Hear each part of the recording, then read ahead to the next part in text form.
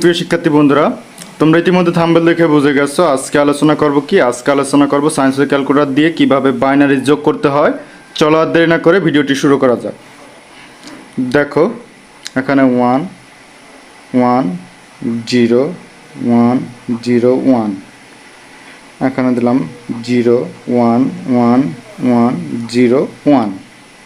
এখন দেখো এই যোগটি আমি প্রথমে খাতায় কিভাবে করে সেটা আমি দেখাই দিচ্ছি। 0 আর 1 যোগ করলে 1, 0 1 যোগ করলে 1, 1 আর 1 2।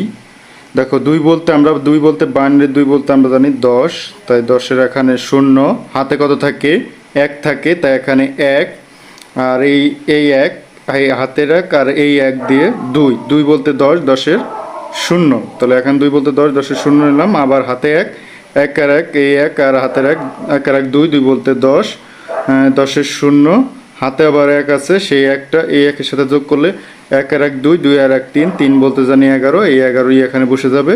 তাহলে দেখো এটা পেলাম। আমি আবারও বুঝাই দিচ্ছি, 0-এর সাথে 1 যোগ করলে 1, 0-এর সাথে 1 যোগ করলে 1, 1 আর 1 2, 2 বলতে 10, 10-এর 0, এই দেখো আর হাতে 1 থাকে, 1 আর 1 2, 2 আবার 2 বলতে 10, 10-এর 0, হাতে আমার 1, দেখো 2 বলতে 10, 10-এর 0, তাহলে সেই অনুসারে এখানে হাতে আমার 1 থাকে, এই 1 আর এই যে 1 2, 2 আর 1 3, 3 বলতে এখানে দেখো 11, তো এখানে বসাই দিছি। চলো এখন এই অঙ্কটি আমরা ক্যালকুলেটরের মাধ্যমে করব।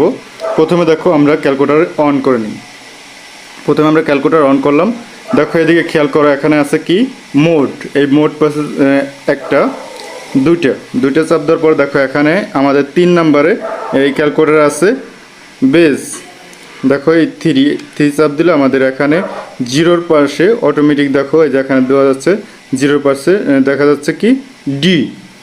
এখন এটা কিভাবে আমরা করব বাইনারিতে প্রকাশ করতে, তাহলে এখন দেখো এটা x², এটা হলো ডেসিমেল, এই দেখো এই চিহ্নটার দ্বারা বোঝাচ্ছে হলো হেক্সাডেসিমেল, এটা দ্বারা বাইনারি, আর এটা দ্বারা হচ্ছে আমাদের অক্টাল। তাহলে আমরা করব এখন বাইনারিতে যোগ। তাহলে দেখো এখানে লক, এটা আবার চাপ দিলে এই জায়গা দেখো আমাদের কি আসতেছে বি, এই কতটুকু এই যে এখানে বি আসতেছে, তাই বি বাইনারি।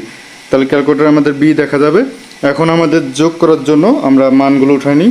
প্রথমে ছিল 11, তাহলে দেখো এখানে আমরা উঠাই 11,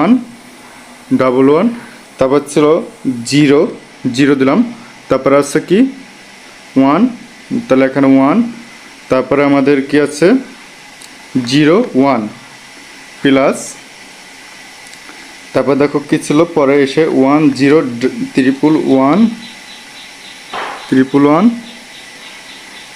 0। এখন সমান পেজে চাপ দিই। দেখো আমাদের যে উত্তরটা ছিল এখানে 11, দেখো 000 11, এই যে এখানে উত্তর ক্যালকুলেটর যে উত্তরটা পাইছি এখানেও সেই একই উত্তর পেয়েছি। তাহলে এইভাবে আমাদের বাইনারি যোগ করতে হবে।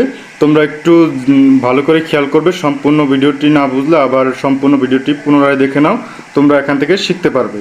আজ এই পর্যন্ত। পরবর্তী ভিডিওতে এই ধরনের ক্যালকুলেটরের সাহায্যে যোগ বিয়োগ করতে চাইলে আমার চ্যানেলটি সাবস্ক্রাইব করে পাশে থাকা বেল আইকনটি বাজিয়ে দিবে।